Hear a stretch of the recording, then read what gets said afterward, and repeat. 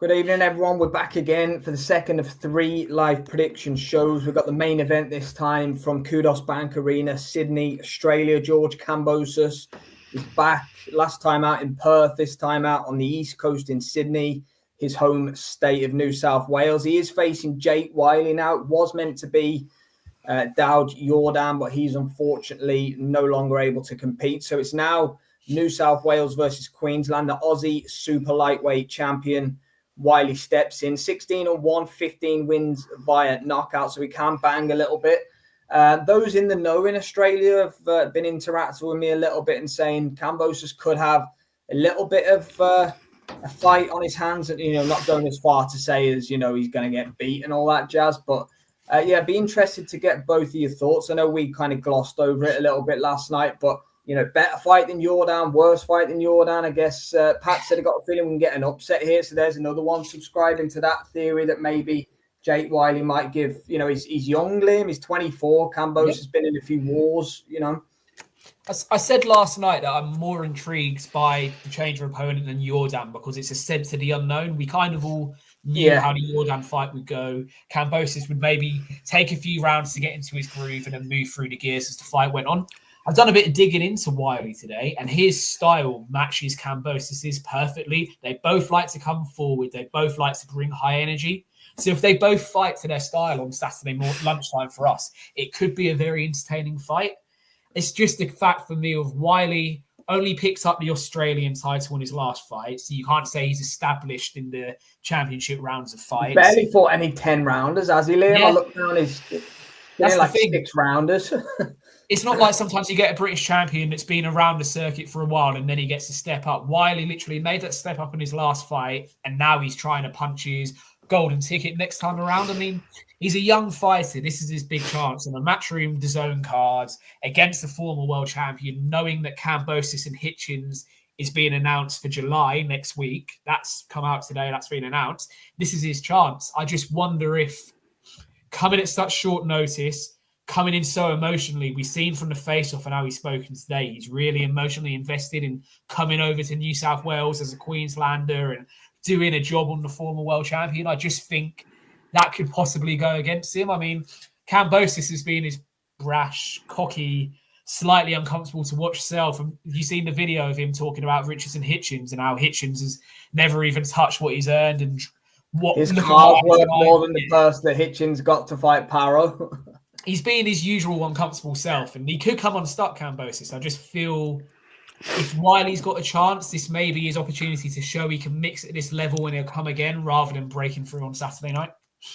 Yeah, I pretty much mirror and echo what you're saying. I think Kambosos does what Kambosos does. He's a bit cringe. He's a bit, he trolls. He's arrogant to a degree as well. He's nonchalant about his opponents, but he has done what he said he's going to do a lot of the times and mixed it. I know Haney beat him, but he put up a decent fight.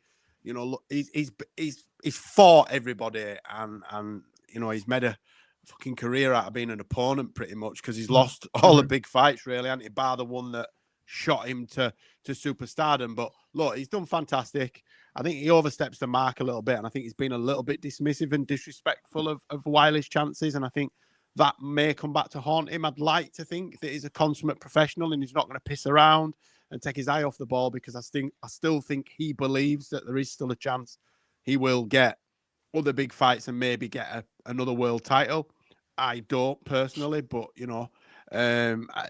similar to what Liam said, but I think we could even see a knockdown on Saturday or a stanky leg. I think Wyllie could hurt him at points in the fight. I think Kambosos will do enough to get the win, but again, I think that this will be Wyllie's coming out party, and I think he'll get a lot of work off Eddie Hearn, maybe somebody like that, when he sees exactly what he's about. Pat said he'll sign him if he wins, so there you go. There's an incentive for. I'd love to see that. I would love to see that. Not that I've got anything against Kambosos, but Kambosos is probably one of the best he might have made more than any Australian fighter in flipping history, really. Because if you think, I think so. I think the time frames, Costas, you weren't making multi-million-dollar paydays. Yeah, I'd be surprised if anyone's made more than him. Yeah. So, he's had his time in the sun. And it'd be nice for somebody else to come through and get a bit of something. Yeah, mate, you're right. I think Wyllie, look, as a 24-year-old kid, everyone needs that opportunity. We say it all the time. When you're not signed to a big promoter, when you turn over, you have to make your own luck. You have to make your own statements. And for Jake Wyllie, this is his chance. My sense is he's going to have the performance of his lifetime on Saturday night, but it just may not be enough to get past Kambosos. But as we've seen time and time again, particularly recently in boxing, if Kambosos is already thinking about getting his hands on a world title again and the Richardson-Hitchens fight is as good as ready to be signed, the ink's going to dry after the fight on Saturday, then we may get the opportunity. And imagine if we get Jake Wyllie fighting Hitchens come the summer. I mean, of course, it probably won't go like that and Hitchens will be moved another way.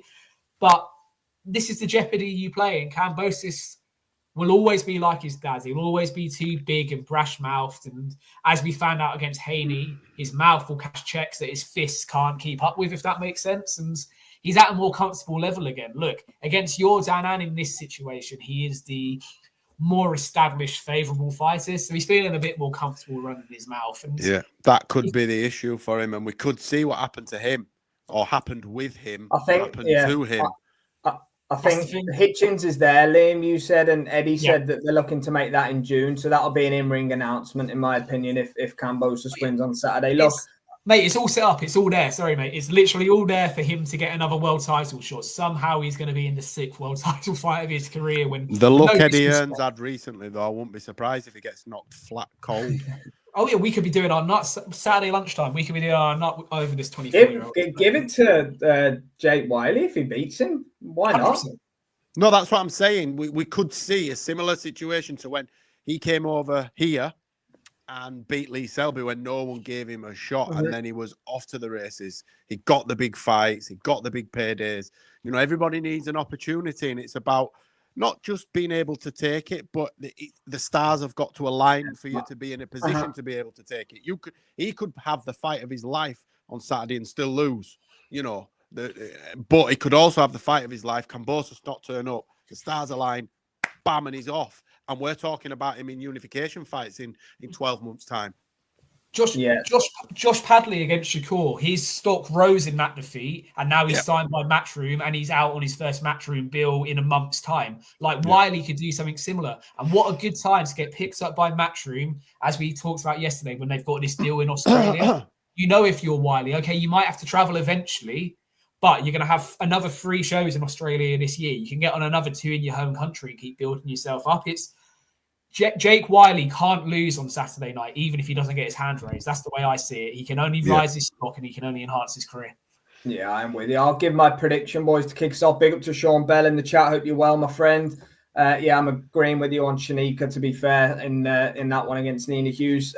In this one, I want to root for Wyllie, to be fair, because we love the underdog story, don't we? But I think Kambosos will stop him late. And Kambosos isn't a big puncher, but I don't want to say levels or anything like that, but maybe it's just a little bit too soon. Kambosos is fit and he's strong. That's one thing about him. He's always conditioned and he's incredibly tough. We know he's durable. I think Kambosos might stop him late, boys. I'm not sure. I think it could. It's either going to be a lot closer than we expected and go to points, or I think he'll just run through him. I'm at both ends of the spectrum, and you know what I mean? I think he could get a tough test and get knocked down and get wobbled and it go points, or he'll just railroad steam straight through him and get him out of there, a bit like Thurman did to Brock Jarvis. Yeah. I'm going to go TKO round 4, Kambosos Jr. Okay. Yeah, look, I think we love an underdog story, a bit similar to what we said about Padley against Shakur. We'd love him to pull it off, but the reality is Kambosos, I don't think he's going to do it early. I think it will take him some time to get it done. I'm going to say between a stoppage for me, round 7 to 9. I'm going to go for in favour of Kambosos.